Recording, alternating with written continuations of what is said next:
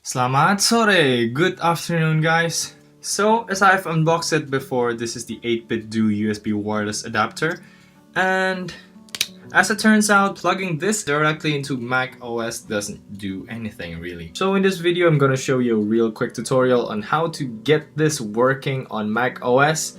Let's get started. First, you wanna go to Safari and open this link that I put down in the description below. So this device basically registers any controller you connect to it as an Xbox 360 controller. So we want the Mac to be able to read Xbox 360 controller. So that's why we're installing the software. So you click on this to download the installer. Once it finishes downloading, you're gonna go to Finder and extract. Skip that. And now you're gonna install this package over here. So this is the Xbox 360 controller driver. Let's click on continue. Yes. Let's go install. Okay. So while we wait for this to finish installing, you can get this adapter and pair it with your preferred controller. So I'm gonna plug it in.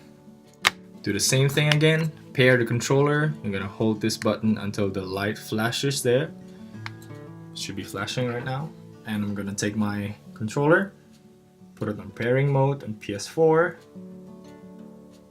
hold the share and the PS4 button, and after it double blinks like that, and finally it vibrates and it shows a colored LED. So now the install has finished. We're gonna go ahead and restart the computer. Alright, so now that your computer is started, in system preferences you're gonna see this on the bottom.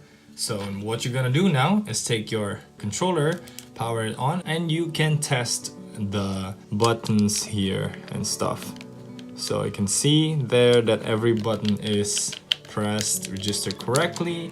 And so to try this and play it for a real game, you're gonna go to Steam in big picture mode, and it is working here now.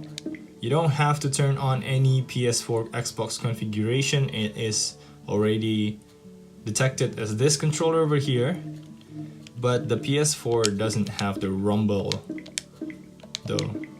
That's the only downside of this, but everything else seems to be working fine.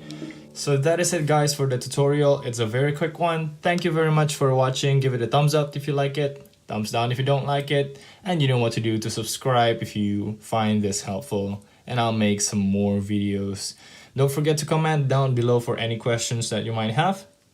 I will see you in the next video. See you.